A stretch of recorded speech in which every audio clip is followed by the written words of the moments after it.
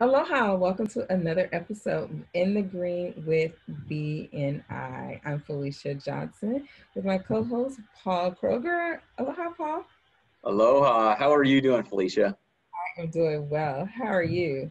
I'm doing great. It's a little cooler outside, and so I get to wear my short and long sleeves, depending on what time of day it is. It's my favorite time of year. Yes, fall has approached. Finally. I was always told that Arkansas you don't move to Arkansas for the summers, you move there for the fall and the spring. That's cool. Yes. So, Mike, welcome to the show. How are you? I'm wonderful. I'm so glad to be here. We're so excited about talking with you today for sure and learning about what it is that you do for Edward Jones. But we always like to start off with the person behind the career. And so we have some pictures here. So tell us about Mike. Absolutely. So I've got 5 children. That that kind of defines a lot of what I do, how hard I work, because some people have the option to work. I clearly don't want that many mouths to feed. And I have 2 sets of twins. I have a set of identical girls that are 16 years old. They're just started driving. Holy smokes, makes me feel a little old. I have an 8-year-old son and another set of fraternal twins. So we range in children from 16 to 5. Wow. So keeps me definitely busy. So Absolutely. And so who is this lovely woman over your that shoulder? was one of our engagement pictures. I've been married to my wife for 11 years.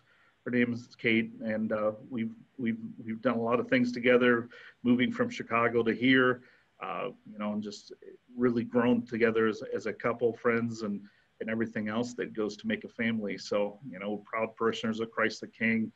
It's really been a great area for me, getting to know the community here, being part of a big congregation like that, and it's helped me business-wise. It's helped me personally, and my son to grow up in a faith-based school has really just been a great privilege.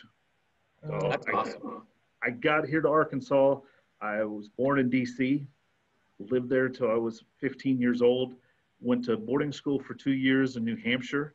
I thought I was going to be a hockey player, but I ended up bulking up into a phenomenal football player. And so then I went to college in Chicago, ended up staying there for 20 years.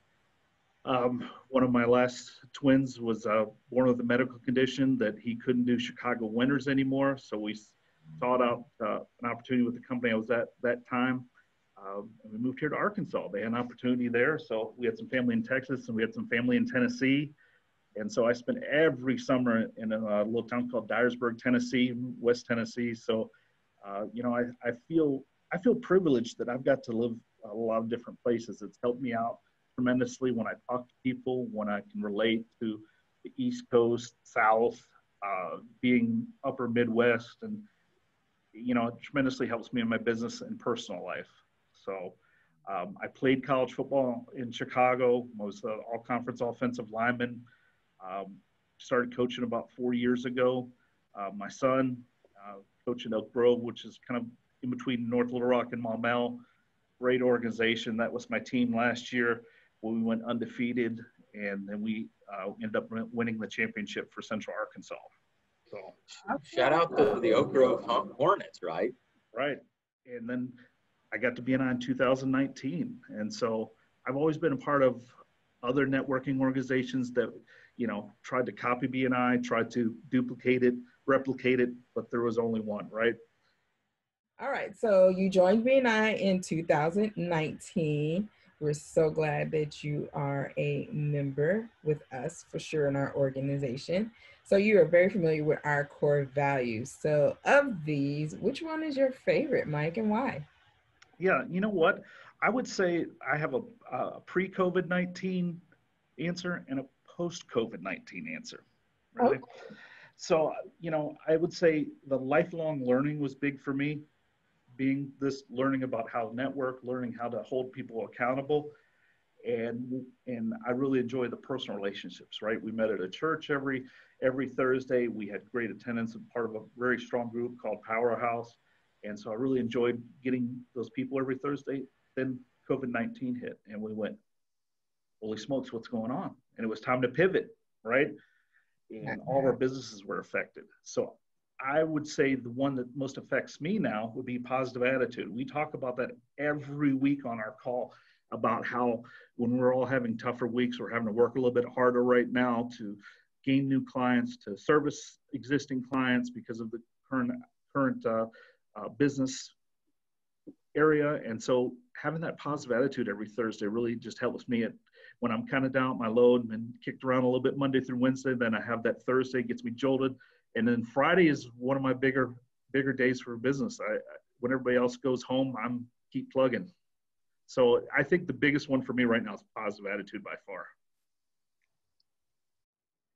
Well, Mike, tell us a little bit about how you got to Edward Jones, and maybe more importantly, what do you do and what do you love about being at Edward Jones? Absolutely. So I got to Edward Jones. I had worked in the 401k world for about 2.5 years with Paychex. So I wrote up over 130 401ks while I was at Paychex, and I worked with a lot of advisors, and good, bad, ugly. I mean, you're in the industry, Paul, so you understand there's a lot of good people. There's a lot of okay people. There's some people that we both shake our heads at, right? And I'd worked with a lot of Edward Jones advisors, and I really liked a lot of things they did. And so I wanted to continue on from the transactional side. I did on 401ks to the personal relationship side. I think you would agree, Paul, we both do this because we like to help people, right? And so I wanted to help people, and I wanted to be able to do the things that I've already been doing with business owners, but be able to keep that long-term relationship. I didn't want it as transactional. I wanted more relationships. So that's why I came over to Edward Jones. Well, we got some photos on the screen here. Tell us a little bit about just your business and how you've based that, and then how do these photos correlate to that? Absolutely. So, when I first got in this business, I'm like, oh, I want to do this, this, and this. And then as I started getting into it, I'm like, this is more about personal relationships than I thought. I even thought, oh, but people want to do business with the people they like, trust, and know, right? So my dad gave me a piece of advice when I got into this. He's like, son, you need to take care of everyone like they're your family. If you do that, pretend that every dollar that you manage is your family's, and think about how they got that money, how hard they might have had to work to get that money, or what sacrifices they did, and then take it personally. Obviously everything's not going to be sunshine, roses, and puppy dogs and ice cream in our business, especially this year with some of the volatility, but just keeping that in mind, what you're doing on a daily basis, providing superior customer service, right? Some people in our industry don't get back to people the same day. I try and, unless I've got something going on with my family or a family emergency, I try and call people back. That's a big thing in mine, is having great customer service, being that person that walks them through, why did we do this? Why did we go with this particular investment versus that one? And trying to keep it simple, right? Just like when I coach my kids for football, the plays can be very complex, but if I break it down into a simple, understandable process, then you're more likely to succeed. So I try and educate my clients on why we're doing something, why it's important, and how it relates to their long-term goal, right? Understand that the investments are from many years of hard work, and be most educated, right? Try and read up on different things. So try and be the most hardworking. And honesty. Honesty is not something that's normally associated with being a financial advisor. People would rather go to the dentist or their lawyer before they go to their financial advisor. They assume we're into it for commissions and commissions only. I didn't get in this industry to be a millionaire. I got in this industry to help people. No matter what role I've had throughout my 20 plus years outside of college, I've always tried to help people. And then what I learned from my grandparents growing up really helped me be the person I am today. There's a picture on the left that it was when I was a kid at a lake in Tennessee. People sometimes make fun of me from down here for being from north. I'm like, well, I may have a little bit of a Chicago accent still, but I spent every summer in West Tennessee on a lake, fishing, hunting, doing the things that most Southerners do. And I probably know just as much about Southern food as most people do. Again, that's my son in the center, coaching football.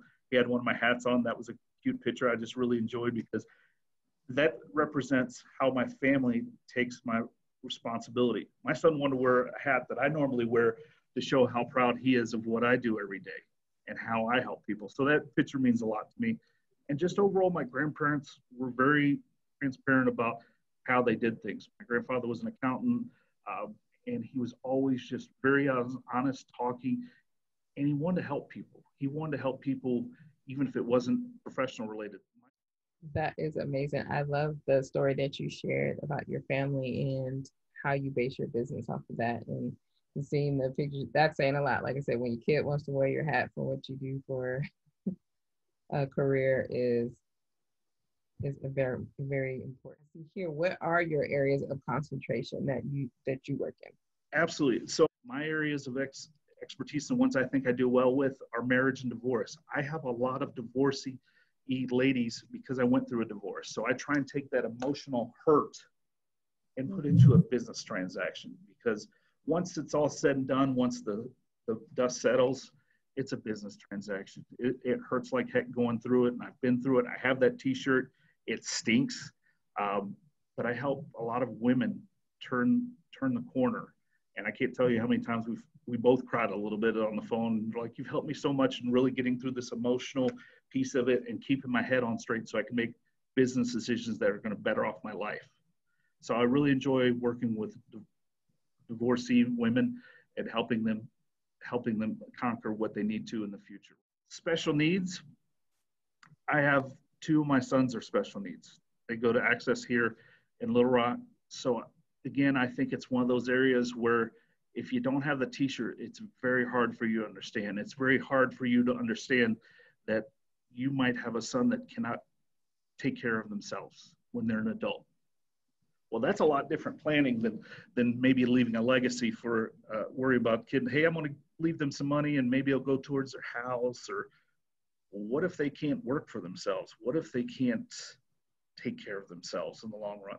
How do you plan for that? And even day to day, how do you get the resources necessary to take care of your children with special needs? Arkansas is one of the best states if you have a child with special needs. And I didn't realize that until I moved here. So then I talk about the one in the center. You know, before I was a financial advisor, I did a lot of business planning. I wrote about 130 401ks. So I work with a lot of small business owners to do their 401ks. My biggest 401k plan has about 50 members in it. My smallest one has 3 members in it. I like to work with a small business owner that makes a good living, that doesn't know how to use the assets of their business to plan for the future. So if you have a business owner that makes $100,000, most of them don't know that you can put up to $58,000 into a 401k. And they go, what? I can lower my taxable liability by that much per year, and all by using the assets of their business. And I know Paul agrees with me on this one about life insurance. I can build the best portfolios in the world. I can dance and do everything else. But if you don't have life insurance to support if something happens to you in the future, the rest of these don't even matter. So I like to work with individuals and helping them plan for life and what's going to happen. And then this one's a big one to me as well, long-term care. There's not a lot of financial advisors that talk about long-term care. Do you know that the average hospital stay or the last 3 years of life can be about $100,000 a year? Well, the average portfolio in the 80-year-old person might be $1 million to $2 million. If they spend $300,000 or $400,000 in long-term care, that's a travesty, right? There's a way we could have protected that. And it happened to my own grandmother. She had a good sized estate. A lot of it got eaten up by long-term care. By a simple process, you could get long-term care. Those are 5 high-level points, but I could talk for a long while on those. Well, Mike, one of the questions we ask everybody that comes on this is, how does BNI build visibility, credibility, and ultimately profitability for your business? So I'd say visibility. Every week, someone's seeing my shining face, whether it's on a Zoom call or in person, right? They get to know how passionate I am. I think you all can sense my passion for doing this business through this phone call. Well, they get to hear me talk for a couple minutes every week about what type of clients I might be looking for, what areas that I can help business owners. You know, this week I was talking about how I can help business owners save taxes on 20 to 30% of their income every year through a 401k. That stops people in their tracks, right? So it helps me become visible. Credibility, my message gets stronger every week because I talk about it, right? It's one thing to say it over the phone and prospect and talk to people, but get in front of 30 individuals every week, your message is going to get stronger and you're going to feel more confident, right? And the more confident you are, the better you're going to be in front of your clients. Profitability, it's helped me tremendously. When I went to go renew this year, we were looking at the dollar amount, and with 5 kids, right, no matter how much money I make, there's not a lot of it because we have medical expenses, we have everything else that goes in with 5 kids. But I looked at it and I said, I made 4 times my investment. If I didn't renew, I would be going against everything I tell my clients. Who else is going to get a 4 times their investment on a stock or mutual fund? Not many people. So the small investment that you do in BNI can pay out huge dividends. So all 3 of those go into what I like to talk about BNI every day. And that, Mike, would probably be why you are in the green. This is one of my favorite times where we get to celebrate you and say, congratulations. You're in the green. In the green. Woo. Thank you so much for contributing all the things that you do as a financial advisor and as a member of Powerhouse. Now, if you're watching this show and you're like, okay, I want some of that, how do I get involved? All you gotta do is take out your cell phone and simply scan this QR code that is on the screen. That will take you to information that you can connect with us and learn more about a BNI chapter here in the Arkansas East area. So it has been a pleasure to speak with you, Mike. Thank you so much for watching another episode of In the Green with BNI. I'm Felicia Miller Johnson. Paul Kroger. Mike Swafford. And this is In the Green with BNI. Until next time. See ya.